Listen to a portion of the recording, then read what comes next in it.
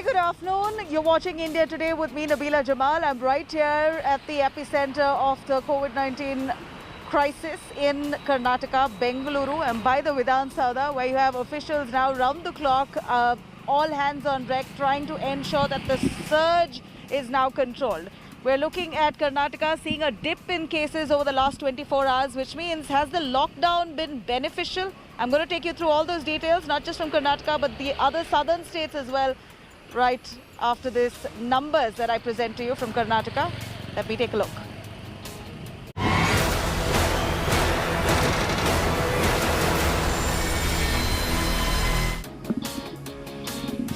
Karnataka numbers over the last 24 hours stands at 39,305 cases in just the last 24 hours that's been reported.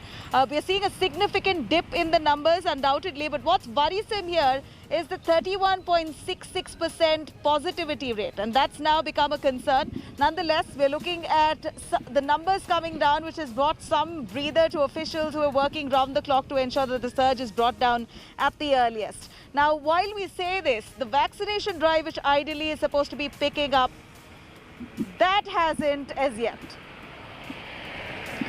In fact, the vaccination drive on day 2 was quite chaotic in Karnataka.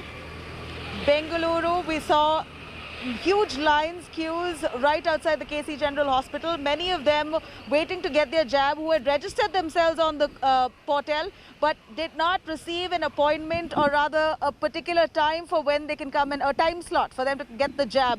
And that led to confusion where people who did not get the time slot still came by to get the jab because they were registered online. So that kind of confusion led to some chaos with a lot of gathering there right outside the hospital. Unfortunately, we do know that hospitals, first of all, are hotspots. And then you have large gatherings coming together, people queuing up. What ends up happening?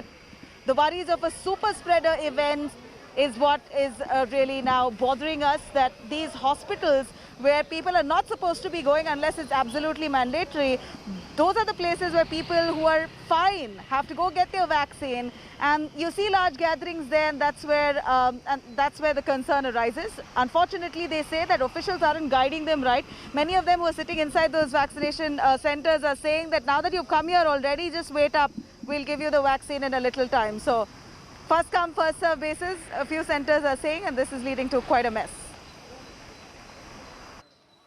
We've been doing well, and we have already placed orders for the 3 crore vaccines. At the same time, even the private hospitals, they're also trying their best to get the mobilized from the open market, to procure the vaccines from the open market.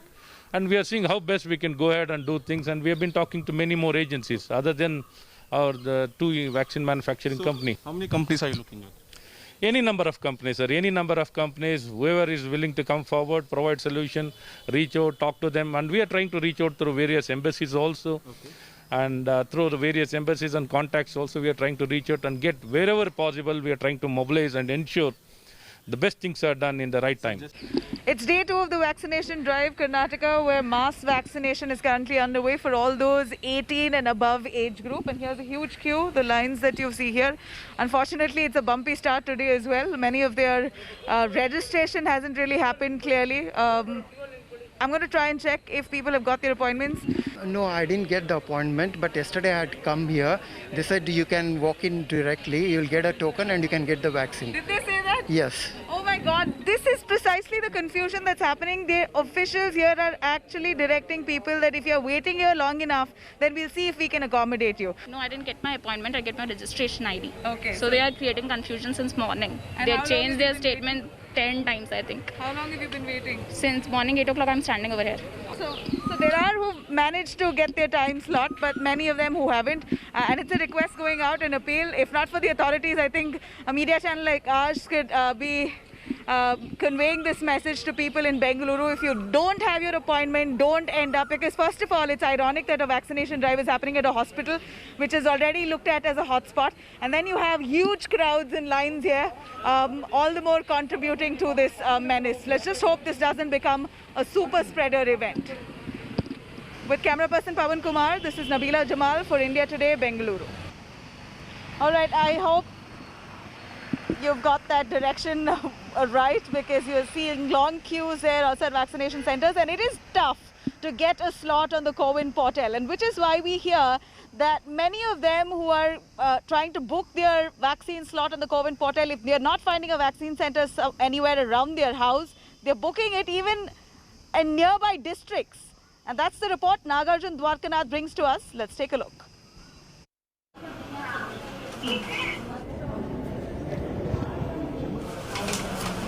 Karnataka is facing severe vaccine shortage. Long lines, hours of waiting are a common sight at vaccination centers. Bengaluru too is facing a severe shortage of vaccine supplies. More and more Bengalurians, primarily in the 18 to 44 age group, are now heading to nearby districts for inoculation. There are only 4 to 5 government hospital centers allotted for first dose for 18 to 44, and an average of 150 jabs per day. With no option left, vaccine migration has begun in the city. ಗುಡಿಬಂಡೆಯಲ್ಲಿ ವ್ಯಾಕ್ಸಿನ್ಗೆ ರಿಜಿಸ್ಟ್ರೇಷನ್ಗೆ ಬಂದಿರೋದು ಕಡಿಮೆ ಜನ, only 4-5 ಜನ ಇದ್ದಾರೆ ಅಷ್ಟೇ. ಇದೆಲ್ಲ ಬೆಂಗಳೂರಿಂದ registration ಮಾಡ್ಕೊಂಡು ಬಂದ್ಬಿಟ್ಟಿದ್ದಾರೆ.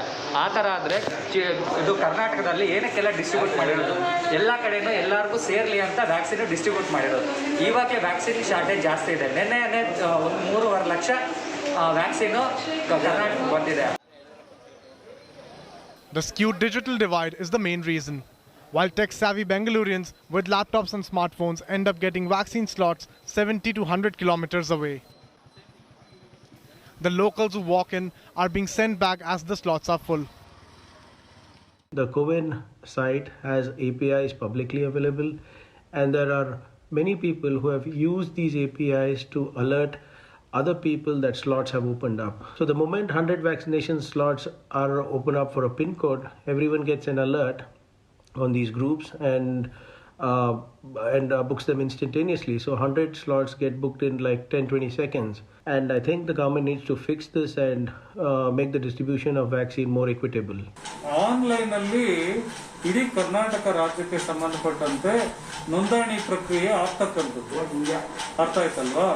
ನೋಂದಣಿ ಪ್ರಕ್ರಿಯೆ ಆಗ್ತಕ್ಕಂಥದ್ದು ಇಡೀ ಅರ್ಥ ಆಯ್ತಲ್ವಾ?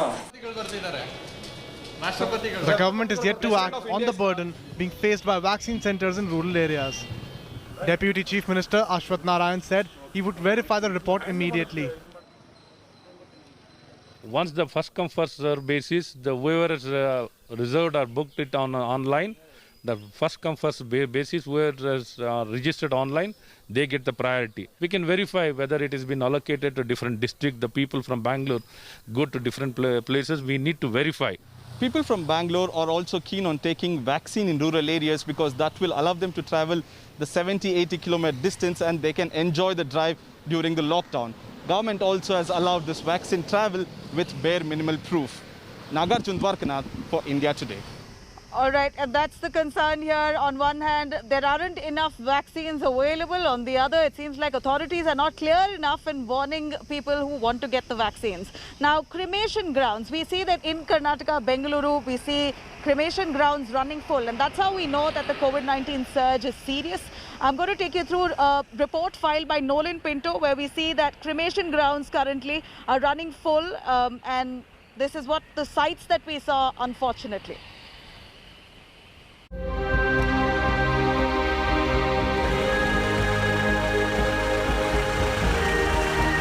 When you enter the long unused burial ground in Tavarkere, you can only see pyres burning and people going about their work. The people working there have no time to waste since ambulances keep coming one after the other. There are 41 iron platforms on which pyres can be lit. This takes place in 2 shifts, morning and evening. Each pyre takes around 5 hours to completely burn a body. So on an average, close to 85 bodies are cremated in a day. Now, since the 7 crematoriums in the city have been unable to actually manage the number of bodies on a daily basis, the government had no other option but to actually open these. On a daily basis, they somehow managed about 81 to 84 is what we are told. So since the 25th of April, when they actually started functioning, they have actually cremated some 800 odd people who have actually lost their lives. It's not an easy job for all the people over here.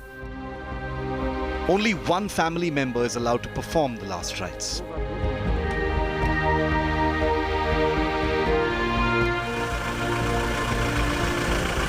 Another new cremation ground is the granite quarry in Gedanahalli that was recently converted into a crematorium to ensure that the dead got a dignified send-off.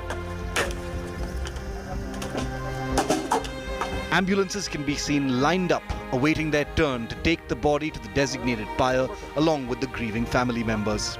The quarry has been flattened. There are 2 places which can cremate around 50 bodies in a day. रोज इधर 25 उधर 25 डल रहा बड़ी डलता सुबह ही 7 बजे आता सब 7 बजे से शाम के 10 तक इधर ही आता मैं PP kit hand gloves sanitiser उसके बाद सा ये मास्क पूरा देता सब.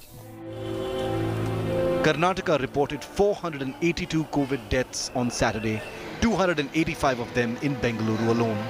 On Friday, 346 deaths were recorded in the city, the highest daily toll in 15 months of the coronavirus pandemic.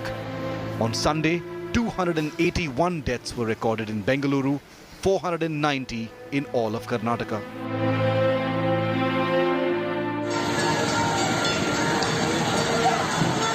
And now the TR Mills open cremation grounds in the city is seeing some 100 bodies a day.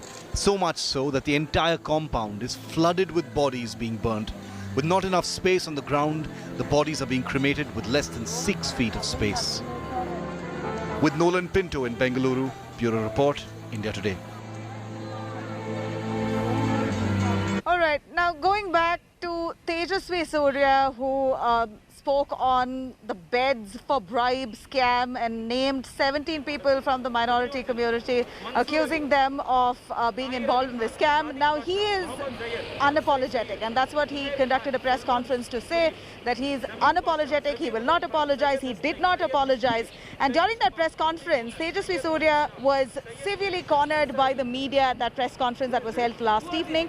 In fact, trying to explain himself, Tejasvi justified saying that he only read out the names that was given to him by the officers, and if you want to know more, speak to the BBMP, but he does not know much more than what was presented to him, and categorically refused to apologize for the confusion that was created. On the other hand, BBMP officials say that they had not given a list whatsoever of singling out those names at all. Zamir Pasha, list ಓದ್ತೀನಿ ಇವರನ್ನ hire ಮಾಡ್ಕೊಳ್ಳೋದಕ್ಕೆ ಯಾವ ರೀತಿ process ಇತ್ತು, ಇವರನ್ನೆಲ್ಲರನ್ನು ಹೆಂಗೆ hire ಮಾಡಿದ್ರು ಅಂತ.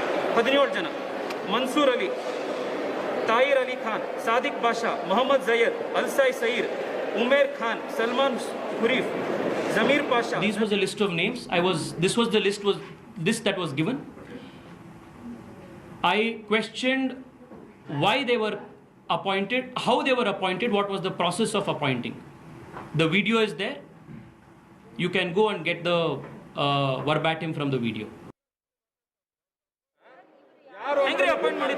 We understand that all those 17 members have been reinstated into the war room, but unfortunately 5 of them refused to come back, saying that they had a traumatizing experience after Tejasvi Surya named them, and then police investigated and thoroughly scrutinized them, and it was a painful affair. Let's take a listen. I spoke to Tejasvi Surya on a brief note. The 17 members of the BBMP who were fired have now been re-inducted back in the war room. Tejasvi Surya joining me right here. To clarify, Tejasvi, all those 17 have now been inducted back in the war room for smooth functioning. All the charges have been, or rather, they have not found anything against them. They've been given a clean chit. Your view on that? Well, there were no criminal liability that was attributed to them. They were supposedly part of some restructuring removed by the agency which hired them. The agency has, I think, taken them back. So I don't think there's anything for me to comment on it. All the talk on the communal angle, of course, that was heated by the opposition. Your view? Well, I have spoken about it in the press conference. I have given details about it. So I wouldn't want to repeat everything that I've already said in the press conference. All right. On the scam itself, we're looking at still people struggling to find a bed, still ambulances charging exorbitant prices. How is it that the BBMP has really streamlined the entire process? The state has received a lot of flack, and also the centre now doubting whether the state is capable of handling this crisis. Well, the state under the leadership of the Honorable Chief Minister, has been performing exceedingly well. It's a pandemic. There's a pressure on all public healthcare systems across the country. Insofar as Bangalore is concerned, you cannot compare it with, say, Delhi in terms of the caseload. So therefore, there is naturally pressure on our healthcare system. However, the state as well as the city corporation is doing its best to ensure that accountability, transparency and efficiency, all three are the key cornerstones of our governance. A lot of ICU beds are being increased, processes are being streamlined, and the pace at which health infrastructure is being created is very encouraging.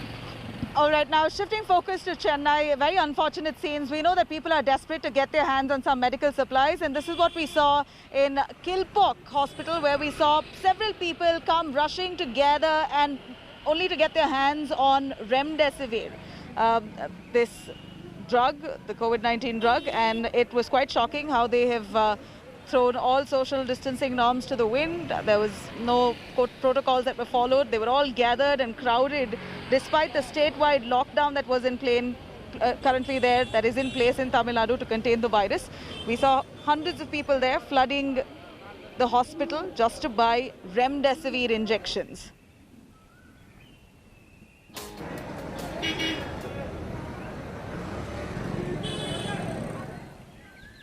Now, again, we have some bad news coming in from Telangana and Andhra Pradesh. Well, while we see a surge in cases there, it seems like politics is sort of obstructing the movement of ambulances. And that's what we saw along the border areas of Telangana and Andhra.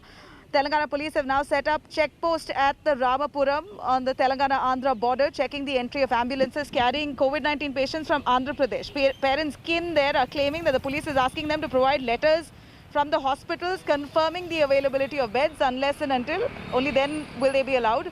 In fact, the Telangana Chief Secretary has now reacted to this and has said that he's keeping a close watch and that the state government had to resort to move like this because people were coming in large numbers to seek treatment in Telangana. Now, meanwhile, opposition TDP has requested the Telangana Chief Minister to allow patients seeking treatment in the state on humanitarian grounds. 33 medical ambulances have come to Hyderabad from various parts of the country, including Delhi.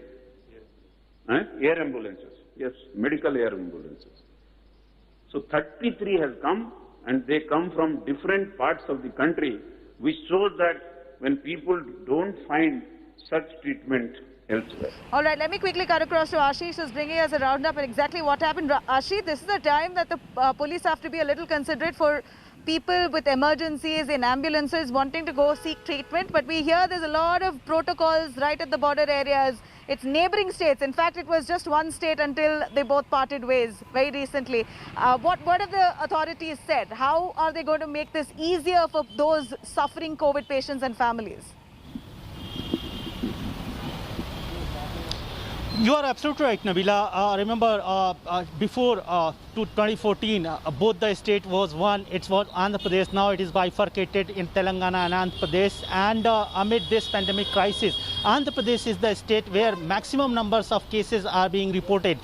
Their hospital and health infrastructure is under severe strain.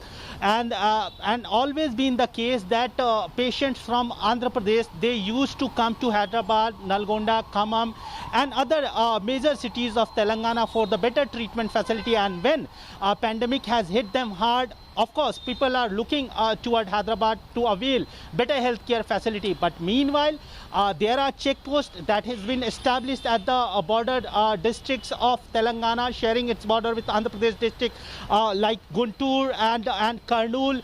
There are borders on Vijayawada-Guntur highway, Vijayawada-Hyderabad highway.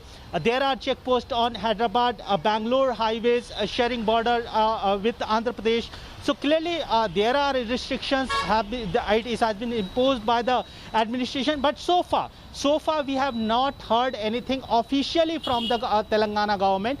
But yes, government of Andhra Pradesh, its Guntur Rural Police, they came out with a release, with an statement saying that Telangana is seeking certain kind of documentation, and that way, after acquiring all those documents, only they'll allow access of or passage to these ambulances carrying patients to Hyderabad or any other city of Telangana. So if this is true, we're just hoping that the Andhra government, Jagan Mohan Reddy and his team sort of ramp up their medical facilities, because Telangana says there's a large number of people who are coming for treatment into Telangana. So let's hope this ends right here and it's a smoother affair for those who are already suffering. Now, some more unfortunate news coming in from Tirupati. In fact, we hear that about 11 people have lost their lives in a COVID care hospital there owing to some oxygen shortage, and that's what's shocking. About a Navy team has now in fact arrived at the spot to operate and maintain oxygen plants in all the government hospitals across Andhra, and it's going to be transporting 25 cryogenic oxygen cylinders from Singapore. Now, Thailand and Malaysia also have stepped in to aid in oxygen supplies. It will also be taking the responsibility of fixing leakages in oxygen plants, and has also assured to develop infrastructure facilities to meet the demands of oxygen beds in the state.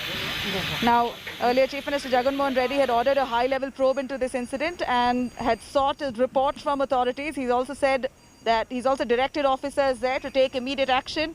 TDP has slammed the Jagan Mohan government, saying that it was pure criminal negligence that caused these deaths. Negligence had costed many lives in Ruya General Hospital in Tirupati in Chittoor district today. Being such a huge facility treating COVID patients, the government was supposed to be extra careful, but today, because of the gross negligence of Jagan Reddy's government, precious lives have been lost in Ruya Hospital due to lack of supply of oxygen. This is pure criminal negligence on part of Jagan Reddy's government. Now, amid the sea of reports of relatives of COVID deaths struggling, we see this gesture that's come forward. In fact, many of the deaths that took place were struggling to get a proper dignified farewell.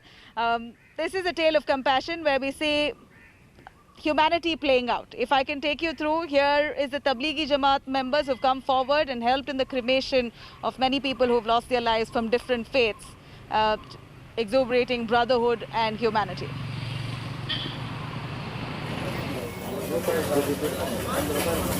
Andhra Pradesh's Chittoor district has been one of the countless districts across the country struggling to cope with the deluge of COVID-19's second wave.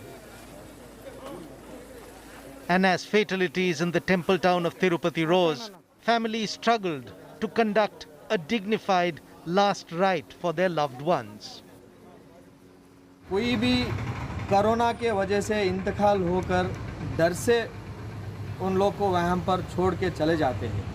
उन लोग को डर से छोड़कर चले जाने के वक्त पे हम लोग ने आकर उनको अंतिम संस्कार बना जा गई है। आज हमें 560 के ऊपर ने फर्नल बनाए हुए। The Muslim JSE had hit the headlines in 2020 when Tablighi Jamaat was placed under the spotlight in the very early days of the pandemic, when some of the stigmatized Jamaat returnees from Delhi succumbed to COVID. The JSE had helped in their burial. Now, a year later, with the pandemic raging across the country and district, their help is being sought irrespective of their religious affiliation. इसके अंदर ख़ास बात यह है, इसमें ज़ात का लिहाज नहीं रखा गया। मुसलमान ही को हम तदफीन करेंगे, किसी और को नहीं, लेकिन यहाँ इंसानियत का सबक दिया गया। This local Muslim group in the temple town of Tirupati has its own ambulance, says it follows all protocol while providing a dignified final journey to the COVID deceased. Yeah. All right, now going over to this doctor in Bhopal, he's really set an example. He's a man who lives alone, and he's now initiated this door-to-door treatment where he goes about treating elderly patients door-to-door despite having nobody at his home. He's living alone. He's now come forward to aid in this time of crisis. A very heart-wrenching story. Let's take a look. देख लो एक बार आकर देख लीजिएगा। आप कुछ नहीं करना है तो आप टेलीफोनिक या आपके पास वक्त नहीं हो तो वीडियो कॉलिंग ही कर लीजिएगा। पर दिक्कत यह है कि बुजुर्ग लोगों को व्हाट्सएप चलाना नहीं आता है, वो वीडियो कॉलिंग नहीं कर सकते वो लोग, और अस्पताल भी नहीं जा सकते। अस्पताल जाएंगे ना तो इस लाइन में लगना उस माहौल में बहुत मुश्किल हो जाता है। Ironically, the doctor who's been looking after the elderly has been himself living alone for the past 2 months. Yashwant is staying in a guest house away from his family. He usually talks to his family members through video calls. मेरी wife भी खुद ही gynaecologist है ना। 2 मेरी छोटी बिटिया है, एक 4 ईयर की, एक 9 ईयर की है। तो उन लोगों को भी पता है कि पापा ड्यूटी पे जा रहे हैं, पापा वो जा रहा है, तो मैं भी कभी कभार फ़ोन कर लेता हूँ या बीच में गुजरता हूँ तो मतलब बाहर से ही मैं उनको हेलो हाय करके चला जाता हूँ। Dr. Yashwant celebrated his daughter's birthday by staying outside his house, looking at his daughter only through the window. अभी बिटिया का बर्थडे भी था तो मैं अंदर नहीं गया, मैंने बाहर से उसको वो करके चला गया मैं, तो थोड़ा सा मुश्किल होता है। Dr. Ashish and Dr. Yashwant are no less than heroes in these difficult times. India today salutes these corona warriors who are putting humanity first. With Ravish Pal Singh in Bhopal, Bureau Report, India Today. Well, isn't it time for all of us now to rise to the occasion? Take a cue from Dr. Dhawal. On that note, it's a wrap here for me, Nabila Jamal from Bengaluru. I'm going to bring you the South Roundup of all the COVID surge in the southern states through the week at 2 p.m. Do watch out. Thank you for watching.